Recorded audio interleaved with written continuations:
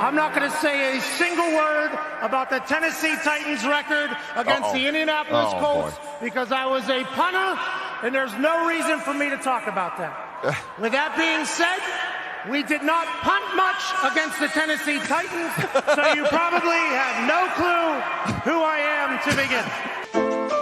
Look, I'm unstoppable. Forget your defense, nothing but an obstacle.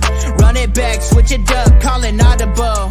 Serving up them Hail Marys till the game over with the showstopper. So hot, you gotta blow on it. I said I'll huff and I'll puff, then I'll pass to my left while I'm looking to my right. Hit him right in the chest. It be looking like magic, better give me the throne. I ain't talking about Patrick, but I rep my home. I'm never at the end of my zone. I'm bad to the bone, eating up these pig skins like they chicharrones, and you a douche cabron. Mira, mira at the mirror on the wall. I'm the greatest of them all. They gon' put me in the hall. Your name is only written in a bathroom stall. Quit your stalling and make a play. My drive too long, pop the clutch, I don't pump the brakes. I know what it takes to gain the muscle, get rugged. These butterfingers be fumbling, squash a scrimmage and rub it in Robitussin. How I give them concussion, they seeing double, they rushing and pass the shovel, the dirt and rubble, I bury them under it. Stay in your huddle and get 10 yards back, never turn your back. I'ma pull your flag, I go full contact, out punch, out kick like a shotgun. Hey, we are back. We are back. And look, there's a few different changes. Now, mind you, just wanted to go ahead and let you know, Austin's still with us, just out for the evening. So, do with that information what you will, but we're back. We're officially back. All right. Took a little bit of a break. I know you see some new graphics behind us. DeForest Buckner with Harish, as always. So, we like that. Okay. We're cool with that. That's our thing. All right. But you know what? Glad to see you guys back. Glad to have you guys back, man. It feels like it's been a minute. It's been a little bit over a month, right? It's been a little minute. How y'all doing? Real quick, I got a question. That's just a real simple question. How did we get DeForest Buckner on this football team? We traded for him. We did? Yes, we. I feel like you know this, and this is a pointed question. Well, some people are just surprised that I don't know this being like a DeForest Buckner stan. Now, we're not here to call out names, but just some people just think I had no idea this was a thing. I just want to call that out. Oh, all right. Thank you. Yeah. Appreciate that. No, thank you for telling me how he got my favorite player on this team. So with that being said, welcome back to the Horseshoe Mob podcast, where we're covering everything Colts related. We'd be remiss if we didn't congratulate the Chiefs for winning it all. And then now we are now in the midst. I think we're only maybe about 3 weeks away from the new NFL season being underway. We still got a few events. We have the Combine in Indy this upcoming weekend. So I think the commits are already flying out for that. And but you know what? In the meantime, we got some things to catch up on since we've been gone. One thing we do want to do is make sure that we get to the guys. All right. So we have with us this evening the DeForest Buckner stand himself, Harish Nukala. Welcome back, Colts Nation. It's good to be back. We have with us the man who has Nick Cross as his background picture for good reason, because I don't know why we keep not playing Nick Cross, but we have with us Josh Senior, everybody.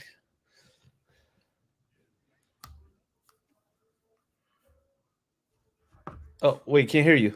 There's a delay.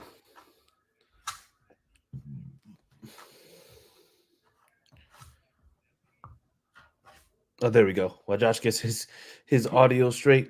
And I'm Chris Jackson, as usual. But yeah, just glad to be back with you guys. Glad to be back with you for the season 3 as the Horseshoe Mob. Like I said, we're coming to you with everything Colts, and then slandering, some teams here and there, even though they pretty much slandered themselves at this point. Hey, shout out to the Bengals for franchise tagging T. Higgins. I know that messed up a lot of people's plans. Welcome back. There we go. Okay, there we go. He's good now. That was an insane delay. Josh, we're glad you joined us. Yes, you hear me? Very much so. Yes, Yeah. Yes, we can hear you. Yes. Was good. All right, there you go. There you go. Yes, that is Josh Senior, everybody. He finally yeah, found the power button. we were just talking about how T. Higgins getting franchise tagged put the kibosh on a few teams' plans. One of those teams being a team that got the Bengals offensive coordinator as their head coach now. But that's neither here nor there, or both here and there, depending on how you look at it. So yeah, definitely a big thing. We got a lot to talk about. Okay, we got a lot of things to talk about, and we got to address some things first. So we have Sarah commenting. I'm ready for free agency combines and the draft. Yes, so are we, Sarah? And she says, please resign Pittman Jr. and Grover. You know what? So we've been seeing some things, I think, on Twitter, probably been seeing a lot. I think re-signing Blackman is probably going to be high up there in terms of priority too, because after him, I have some faith in Nick Cross, but I don't really have a lot of faith in Rodney Thomas. And so, if we don't have anything like that in safety, we're going to continue to get exposed. And we know how Gus Bradley plays his secondary. So we need help badly. So yes. And then I'm not sure who this is, but he says, bro, Edgerrin James was at my school tonight and I didn't go. You screwed the pooch on that one. I don't know what was so important that you can go meet Edge. Exactly. You didn't get to meet Edgerrin James. Shame on you. Yeah. Shame on you, Eagle, America, World, Anchor, Us, Flag. That's right. We're just gonna call you Mr. America. By the way, I think this is the first time I've seen it, but we now get Twitter comments. You said we never what? We now get Twitter comments. I've never seen this. Yes, we do get Twitter comments as well, especially when they're commenting on the live. So if you are watching, make sure that you're liking, commenting, sharing, all that good stuff. And let's get to it, because we definitely got some things to talk about. And Sarah brought up one of them. Congrats to AR and his fiance on marriage soon, and the kid, and Blackman too. Yes. So AR is now engaged to his high school sweetheart, and they got engaged while at their baby shower. So yes. So congratulations to the now soon to be Richardson family. All right. And then Julian Blackman over the weekend also got engaged to his longtime girlfriend. And congratulations to them as well. Man, listen, this has been a great offseason for the guys, okay? Nobody's getting into any trouble. Everybody's just out here just being a family man or just doing this. It's just like it's just good to see. It's overall it's positive, okay? Because like I said, we got a whole lot of crazy news during the season. So this is refreshing. Okay. This type of news is refreshing to us. And then he said, I didn't know his son played for Cincy. Neither did I. So Neither did I. I just found that out. I was today years old when I found that out. Yeah. And then he says, y'all know me from AFC South Trash Talk on Facebook. From back in the day, we've met at Texans versus Colts. So y'all probably met him at that game that y'all went to in Houston. Yeah. No. We probably met at the game in Indy. Oh, no. No, because remember. Houston. Yeah. You came down here, Josh. Yeah. What's up, dude? Yeah. So, okay. All right. Well, like I said, thank you for tuning in. We appreciate you. Yeah. And blue. And also, make sure you are still going to www.fanbattlesports.com. You see all the articles, any news, anything up to date. You'll be able to see previous episodes on here. And like I said, you'll be able to look out for articles. We're going to see content coming based on the combine, based on what we're looking for there. So you're going to see a lot of great things coming up. A lot of great things. I mean, after all, you do see the brand new banner behind me. That's the new and improved Horseshoe Mob logo, courtesy of actually, I think it was a co-op effort. I think it was Matt Briggs. Not going to plug their podcast because we don't like Texans. But you know what? It's just like Matt Briggs and Josh himself. Josh has been very, very instrumental in making sure that he's updated on the social. So we appreciate you, my boy. All right. And so other than that, welcome back. And we got a lot to cover. So let's just go ahead and get into it. So Jim Irsay, end of January, or like I said, around the time Super Bowl time, they said that he was on the mend. They said that he was having some respiratory issues. He was found unresponsive. There was a lot of rumors going around. There's a lot of stuff, and we're not going to speculate on that. We're just happy that a statement was released stating that he was on the mend and that he's getting better.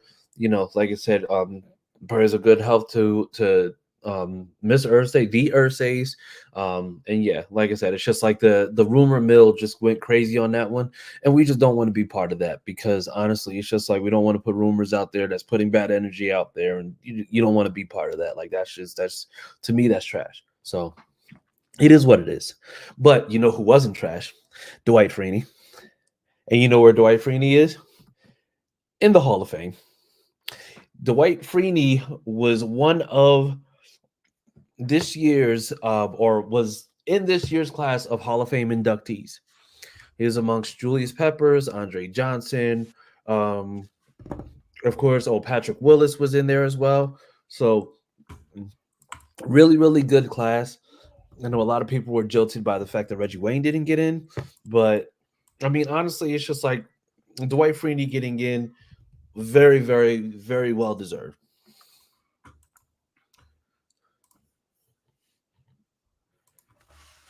Oh, we got All right, Andre Johnson getting it as a coach. You said what? Andre Johnson? Well, yeah. I mean, well, okay. So you know what? We count Andre Johnson as a Colt. It's not like he was traded here. He wanted to come here. Right.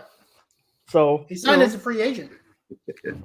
So shout out to former Colts greats Dwight Freeney and Andre Johnson. And when Frank Gore gets in, we're gonna claim him too. Yes, sir. Hey, but Frank Gore spent a good 5 years here. Oh yeah, he was here for a minute because I know he was here for a minute, and then it was him and Marlon Mack, and so he was here. Yeah. Then they said, "I'm happy Ursay is on the mend." Absolutely. Yeah, that was scary. Yeah, no, absolutely it was. But like I said, just glad to hear that he's good. Definitely make sure that there's nothing to worry about now. Happy birthday to him, by the way. Oh, I guess it is his birthday. Okay, happy birthday.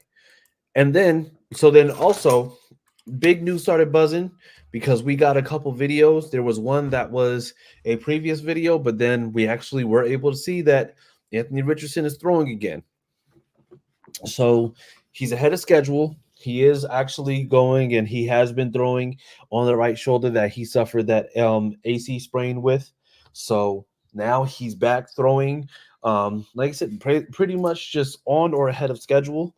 So he should be able to actually just start officially going once training camp starts. So that's definitely exciting news, being that whoever we get in the draft or whoever we get is going to absolutely be instrumental in making sure that he starts building chemistry with him from day one.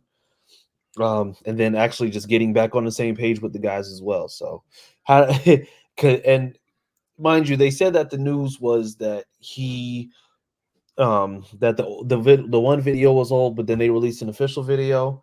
So I mean, do you feel like they ran damage control, or do you feel like they were just like, oh yeah, we definitely need to drop this as soon as possible? Well, I mean, I think number one, I just want to make sure everyone's on the same page here. Anthony Richardson was throwing real footballs. He wasn't throwing tennis balls. He wasn't throwing Nerf balls. He was throwing a real NFL football. So I just want to make sure we clarify that, because we know the last time we got excited about a quarterback throwing footballs again, and ended up being he was throwing tennis balls off the wall, and then we went to the cellar. So I just want to make sure we clarify he was throwing real life footballs. Secondly, listen, AC joints are funky little things, man. Like I've seen, obviously being a Texas fan, our quarterback tore his AC joint in both shoulders. He had AC joint sprains, right? And he came back in a few weeks, and it took him some time to adjust. So I think it's smart for him to do this young, do this now, get it out the way, and let's get ready to ball. I think he's ready to ball. He has the right mentality, and I think he's ready to go. Absolutely. Now, this was a perplexing move.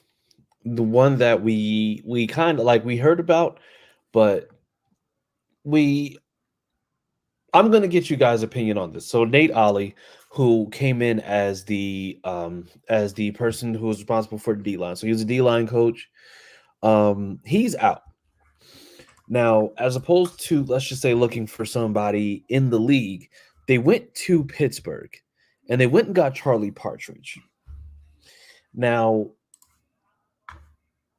I was kind of perplexed by the move because I feel like he wasn't, or how do I say this? Gus Bradley is responsible for a lot of what we do on defense. And I mean, with the D line, I mean, if you look at the D line, Samson Ebukam had about 9.5 sacks. Kwity Paye had about 6.5. Buckner and Grover, when together, were actually able to really just plug up the middle and just actually create some pressure so that the guys on the outside can eat. So what was the reasoning behind potentially going and getting Nate Ollie out in that way and bringing in somebody who's been coaching in college for God knows how long?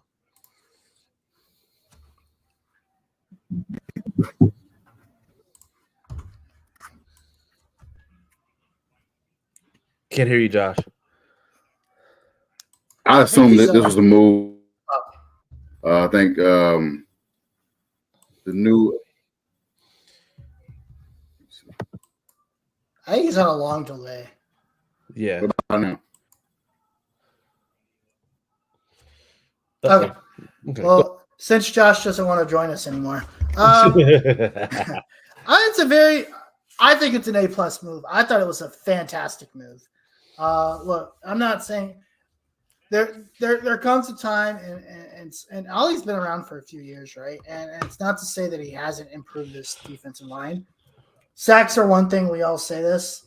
This team struggles to get pressure on a consistent basis, especially in key moments. If you look at the Houston game, sure, I think they didn't they sack CJ like maybe twice, 3 times?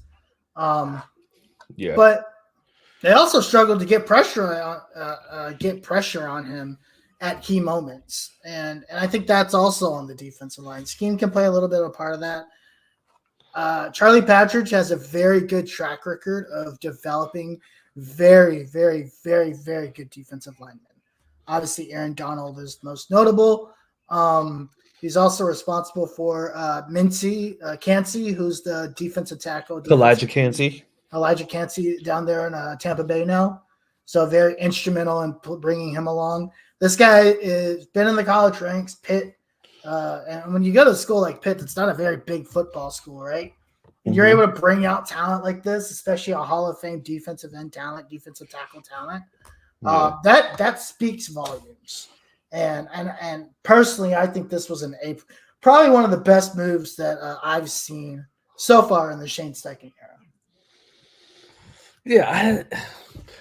So for me, I guess I kind of, and the thing is not necessarily in the same way, but the thing is, I feel like Nate Ollie was kind of like the scapegoat for Gus Bradley in this case.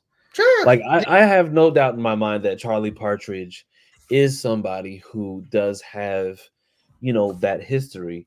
But for me, I mean, it's like, if we're talking about like developing guys, it's just like, I mean, we can talk about like what he was able to do from, let's just say, like for the last few years.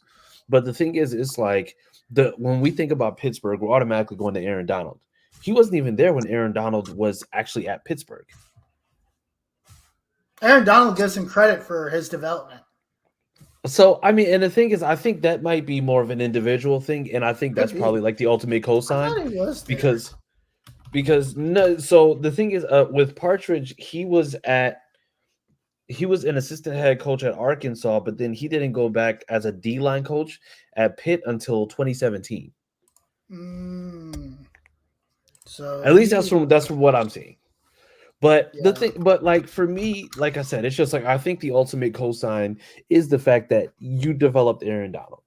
And to me personally, we can talk about like, okay, if Aaron Donald credits him for that, then that's fine. But the thing is, we also have to understand that one person doesn't make it a factory. Like, It doesn't mean that you're automatically, like just because you develop Aaron Donald, it doesn't mean that you're literally going to develop a bunch of Aaron Donalds. Because when it comes down to it, it's just like Aaron Donald is one of one because he's a freak of nature. I mean, this is a guy who's putting up 500, bench pressing 500 as a warm up. Yeah. I apologize. It was not Aaron Donald. It was J.J. Watt. Oh, J.J. Watt. Okay. Yeah, my bad. Yes. Oh, yeah, because he was a D-line coach in Wisconsin for a time. So J.J. Watt credits him a lot for his development. Obviously, while he was there, which helped him develop to get in, become one of the top picks in the draft and go into a Hall of Fame career. Yeah. And I mean, and that's cool. Like I said, that's something that is absolutely plausible. But also at the same time, like I said, I think with Ollie, it was, like Gus Bradley still has to call that defense. Sure. And for me, with Gus Bradley still calling the defense, knowing that he's not somebody who's going to be blitzing as often, and he has that cover 3 look that's so heavily zone dependent, I don't feel like Nate Ollie was necessarily given the proper chance because, I mean, I think he did a damn good job just being able to do it because, I mean, Samson Ebukam, who was somebody who was basically signed off the street, who's kind of been like a journeyman to a certain extent. I mean, like I said, 9.5 sacks, opposite the guy that we drafted in the first round. So, I mean, like I said, I think he probably got the short end of the stick on that one, but I am excited to see what Partridge does because of the fact that it's like I said, if that D-line can get to, just like I said, just get a little bit more of that potential that we know them to be able to have, then we're going to be fantastic next year. Yeah, absolutely. It's definitely good. It's definitely good to get a guy that is good at position and well respected around not only college but NFL as well. So it's interesting to see a different look. But that was that move along with Mike Mitchell move was puzzling as well because it's not really their fault that they have a bad secondary. With the young, knowing that the secondary that came in would have those issues, they knew that going in. So you didn't bring back them for those reasons. I didn't get that, but well, and that's the issue that I have because you get rid of Mike Mitchell as a secondary coach, but then you keep Ron Mealis. Yeah. You keep Ron Mealis. And I mean, I know that he is somebody who's tenured, who's well respected, but it's clear that it's not working out because you brought him over from the Raiders, and the Raiders secondary wasn't good. Correct. And then you have him over here, and then our secondary isn't good. Right. So it's like it's I don't know. It just kind of rubs me the wrong way. Is it because they don't want to play the guys that they know that are talented? I mean, not playing Nick Cross. You put in Rodney Thomas over Julian last year when Julian was healthy. And then, Isaiah Rodgers Jr. or Senior, sorry. You didn't play him. It's so many things that's, been causing conflict around, the fan base over the years of why you're not playing this guy. We drafted this guy for this reason. Nick Crosby traded a 4 and they didn't play him. It was puzzling. Yeah. And so I'm not sure. And Rodney took a step back this year versus first year. So I don't know. I don't know if it's even Rodney taking a step back. I think he just probably played well past expectation. Like he got into a game and he played better than expected because we've gotten caught up in this cycle where we say, oh yeah, well, somebody took a step back. Well, it's just like, how much of a step back can you take when you're a 7th round pick? Like, it's just like, it was the same thing when it came to Jalen Jones, because they were just like, oh, Jalen Jones played really well. And it's just like, I get that, but it's not necessarily to say that he had these lofty expectations, because going into it, if you're a 6th, 7th round pick, there's not really an expectation there. Well, the reason I say expectations or why they're high, because they moved Julian to a different position from his position. Julian was his starting position, so they made him to change positions and starting Rodney, which I'll play his position after changing.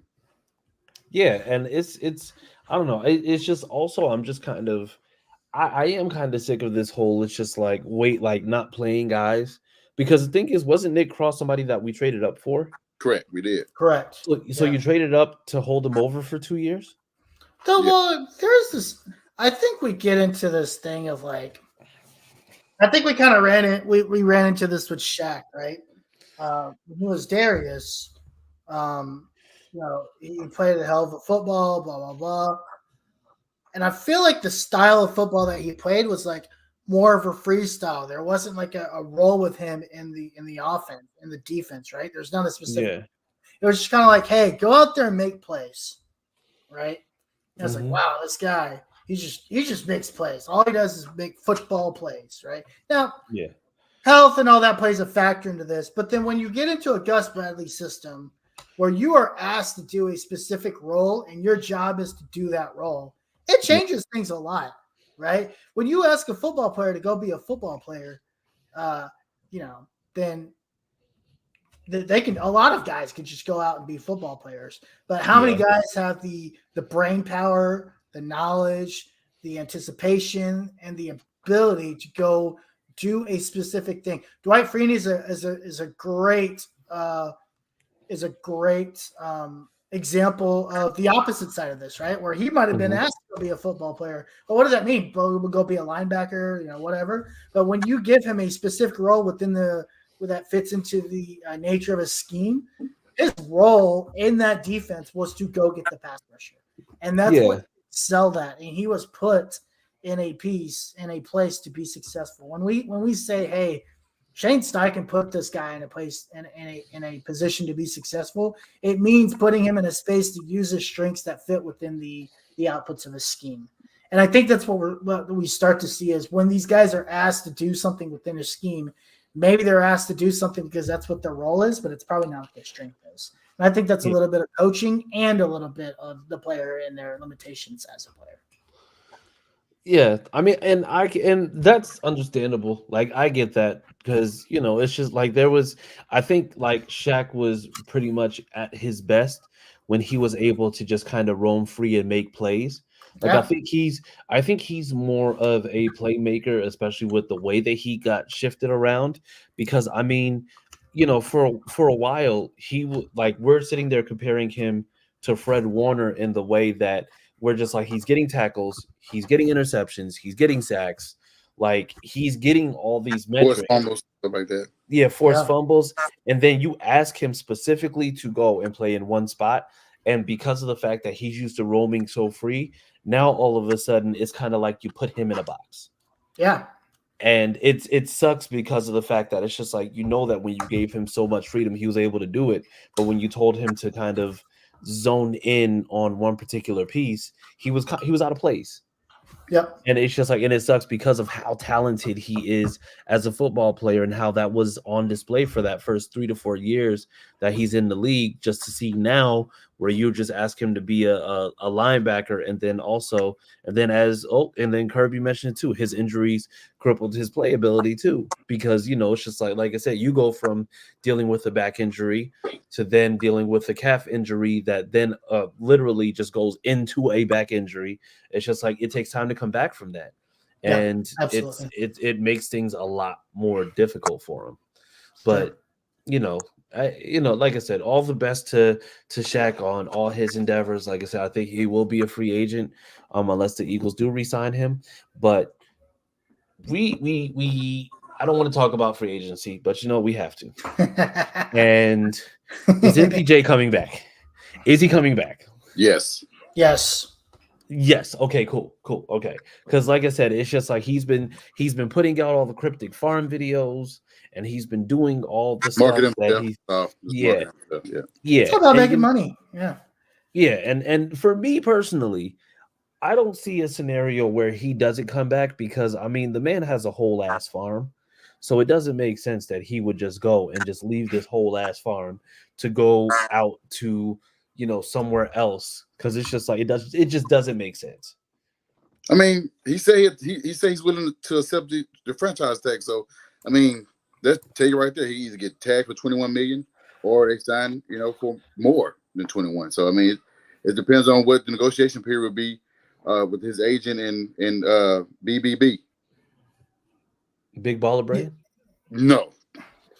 Market Band Ballot. Market Band Ballot. Listen, we don't know what number Chris Ballard has, but he will not exceed that number. Yeah. He said Shaq and Bob Sanders. He said what they could have been without injuries. Hate them, but part of the game. Damn it, B. Why you got to be like this? You make me sad. There's It's so many making me Colts sad. players that fall into that same category.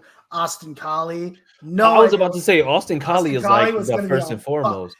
Austin, you could even throw Brandon Anthony Stokely in Gonzalez. there late in his career. Brandon Stokely was probably a piece of that. Yeah.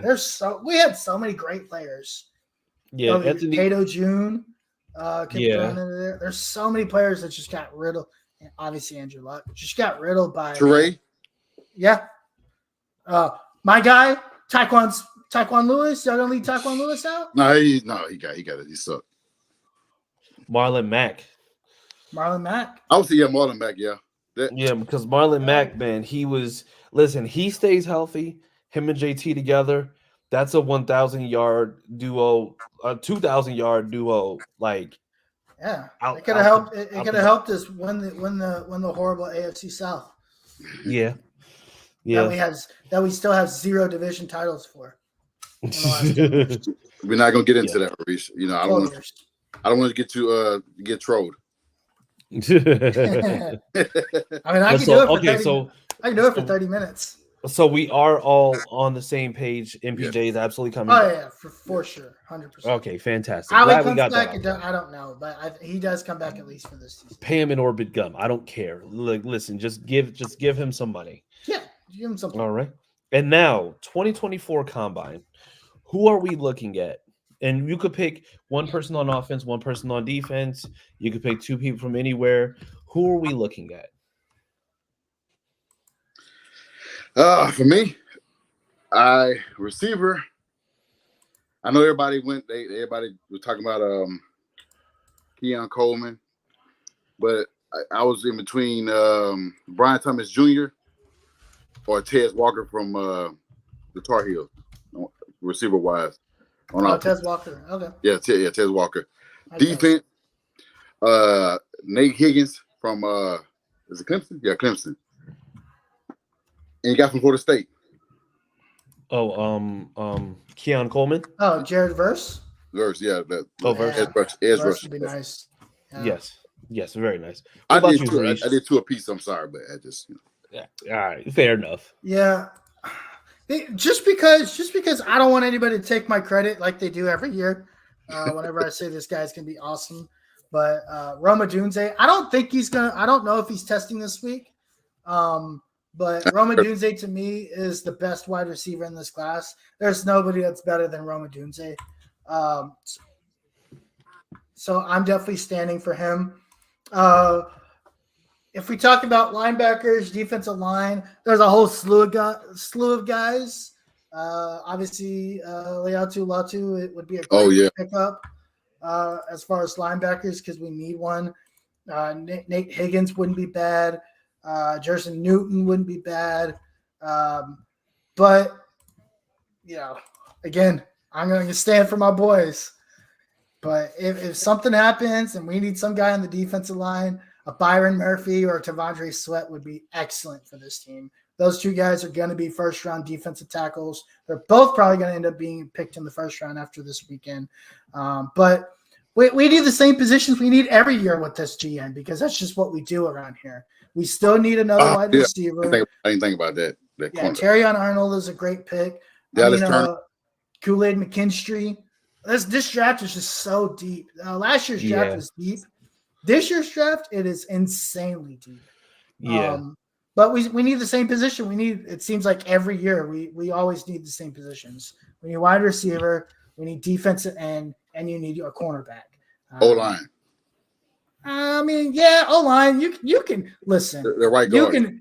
You can put together Billy Bob Joes at O-line and do just enough, right? As long as you take care of the main places. But with the right pieces around them, we're gonna have a dog to pick from 15. There's a lot of options out there. Yeah. And even into the second round. I'm very excited about this draft. This draft is deep as hell. Yes, very much. Very exciting. Yeah. I'm with you. I'm with you. And I think if this ends up going the way that it's supposed to, 2 different scenarios. two different scenario. If we end up, let's just say we re-sign Pittman, and let's just say we get somebody like a Jalen Johnson from Chicago. I wouldn't mind getting a wide receiver in the first round. So if we're gonna go that route, I mean, going 15, and you know what? No, matter of fact, let me just scratch all that. I want to see Brock Bowers. Yeah, I was gonna and say the reason why I want to see Brock Bowers is to make Dio happy. I literally no, absolutely not. Shut your face. All right. So no. Well, it's because of the fact that we've heard so much about this whole Brock Bowers thing. You know, with even people throwing around generational. I don't know how a tight end is generational, but whatever. But the thing is, it's like I really want to see how he's able to do, because I want to see the reactions to exactly who or how he does that will change exactly how things go. I have a feeling that there's going to be guys who are going to shake up the top 10 because of the fact that they're going to test out so good at the combine. They're going to look back at the tape and be like, this guy seems like he's now a top 10 or could potentially be a top 5 for that matter. And so that could potentially end up pushing people down. I mean, I want somebody like a Jared Verse to not do that well at the combine, because if he ends up falling at 15, then I think that's going to make all the difference. And I was saying the same thing with Marvin Harrison. If he don't do anything at all, they can drop him. Yeah, and I mean, like I said, so if I'm going offense, guys that I would like to see, I want to see Brock Bowers. I want to see Rome Odunze. I know we talked about him. I keep on seeing Malachi Corley kind of like circulating around, where just like want to see exactly what that's about. But if not, I also want to see TJ Tampa, Jared Verse, Tavondre Sweat. That was a name that I saw, that I got a chance to look at him, and it's just like, dude's a monster. And you know, somebody said, "Oh, you got to be careful with those guys who are physical beast and this, that, and the other." Man. But the thing is, for me, being able to be that big and that athletic, if you have somebody who can kind of hone that, where, like I said, if Charlie Partridge is as advertised, then get him right from day one. Like, that's somebody that I think could make a hell of a difference, especially on a line where it's just like, if for some reason we lose Grover Stewart, like, you know that we have, or if we lose Grover Stewart, Buckner has to be re-signed next year.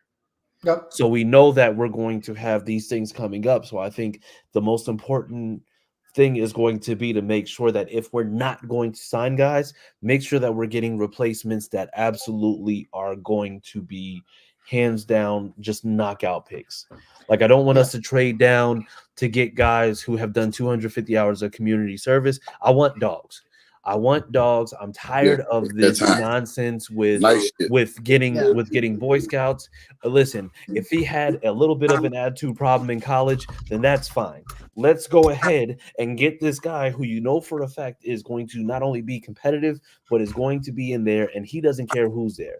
Like somebody like Tavondre Sweat, I could see him going in and potentially saying, "Oh, DeForest Buckner, you're fantastic, but I'm going to take your spot." Like, I want guys who are going to come in and they don't care who the number one is. They're going to come in and they're going to be like, "Listen, I'm going to be taking your spot. So either you're going to fight for that or you're going to give it over. Either way." And that's exactly what the hell, I think, to me, that's what this team has kind of been missing. I know I got into it. Well, not got into it. It wasn't like a bad thing, but it was just more or less of an exchange. I said this team has kind of been lacking in identity in how they've been able to really just go and do what they do. It's just like, we don't have anything that we're doing specifically. There's a lot of teams out there that are able to thrive based on things. Now, mind you, I think with Shane Steichen, you're starting to establish it. It's a next man up. It's, listen, you either go out there and perform or your ass is going to be benched or cut. That's it. It's either or. And so that's why, like, right now, I'm just like, hey, you're going to have to really just go out there and show out and show up and make sure that you're doing everything you need to do. Otherwise, you're going to be unemployed. Yeah. The thing about Tavondre Sweat, here, I'm going to be honest with you. Tavondre Sweat is going to be big as hell, right? The dude's like going to be damn near 400 pounds.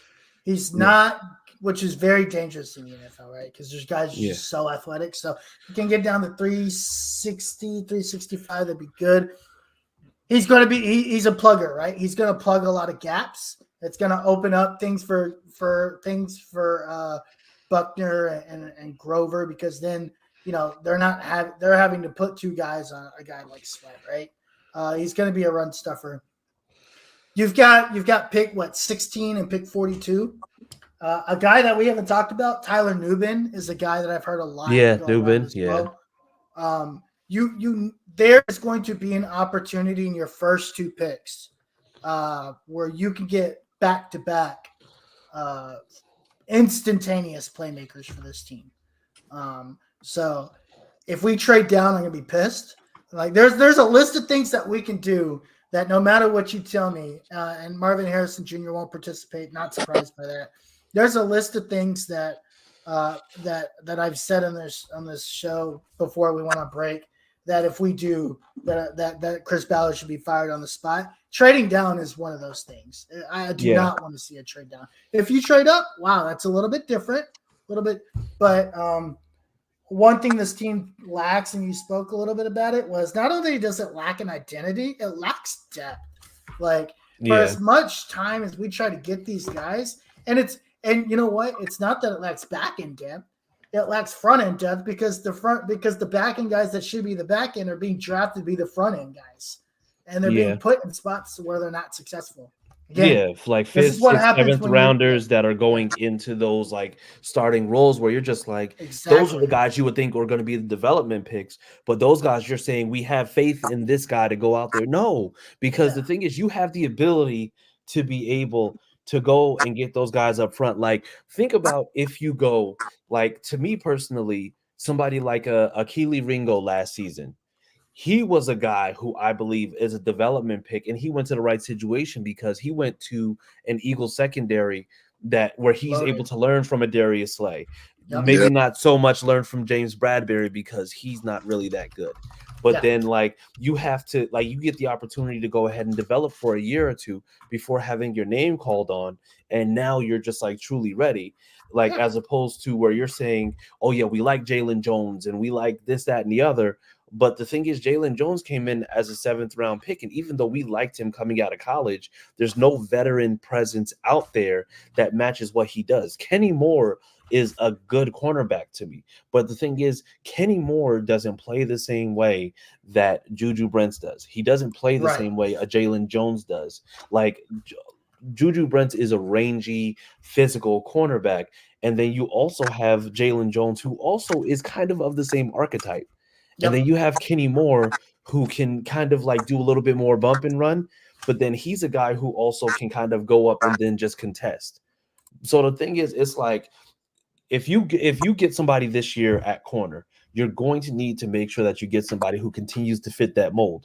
Also, it's Gus Bradley with the cover 3, where he demands every cornerback be over 6 foot. And Kenny Moore plays like he's over 6 foot. So, I mean, that's fine. But the thing is, you got 6'3", you got 6'2" with Jalen, you got all these things. And like I said, it's just like this team still, I think, to me personally, is still searching for that identity. Shane Steichen makes it easier, but we still have to establish that.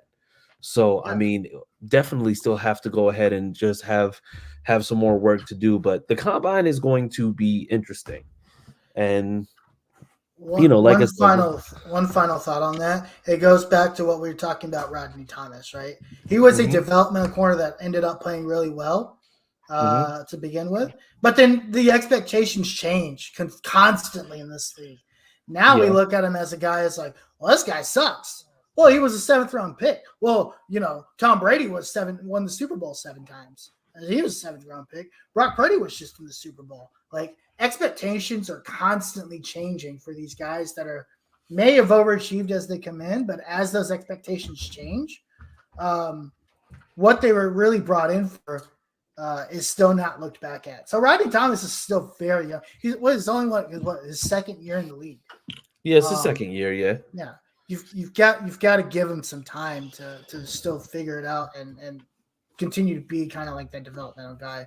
But and then you've got to it goes back to team building, which our GM lacks.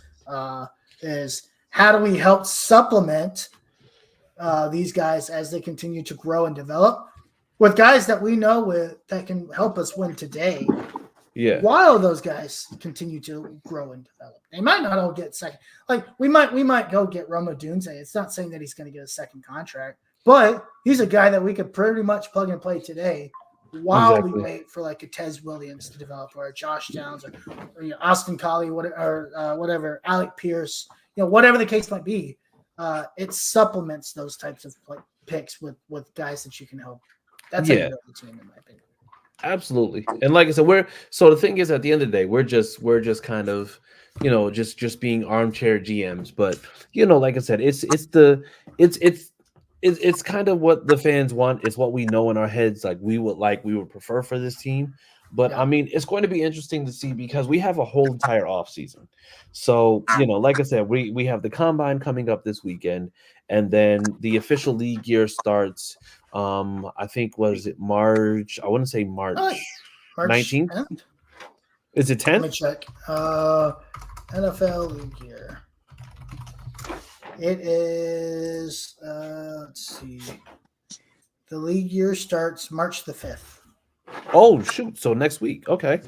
So then the new league year starts March 5th. Yeah. So the thing is, we're gonna start seeing a lot of moves made, especially following the combine.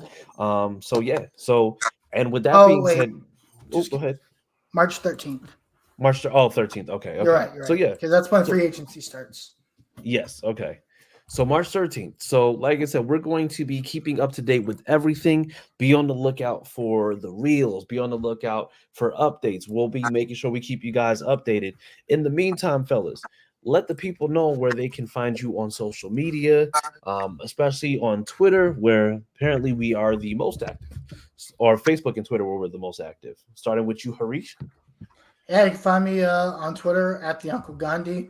You can find me Sunday nights on the AFC South Fan Battle podcast with sometimes these guys, sometimes some of our division partners who suck at football. And you can find me Thursday nights at the Longhorn Fan Battle podcast, where we talk only about the Longhorns and we talk about EA College Football 25. We will have Matt Brown on the show soon again with a follow-up interview. So stay tuned for that. All right. What about you, Josh? You can find me here on Tuesday nights at 9:30 Eastern Time. You can find me on Twitter at Who Is Josh Senior. Some Mondays on the AFC South Fan Battle podcast, same time, 9:30 Eastern Time.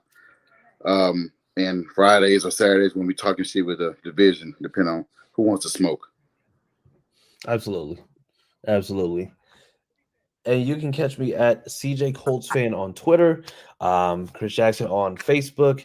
And you can catch us next week where we will actually be live with Sports After, I believe it's Sports After Dark. Drop Balls podcast. Let me double check that for you. Yeah, we will be live with, I believe it's Chris Lewis. I'm double checking. Yes. Oh, yeah. Next week. Yeah. Chris Lewis. Is it the Sports After Dark podcast? Yes. After Dark podcast, Drop Balls podcast, generally pissing people off. And like I said, he'll fit right in because this is a group of people who generally just piss people off. So with that being said, people, make sure you are tuning in, make sure that you're liking, commenting, sharing, follow us on social media. And with that being said, people, welcome back. We welcome you back for another entire season. And we can't wait to get this started. But you know what? We got to kick the season off right. We got to kick it off the right way. And with that being said, Sam just loves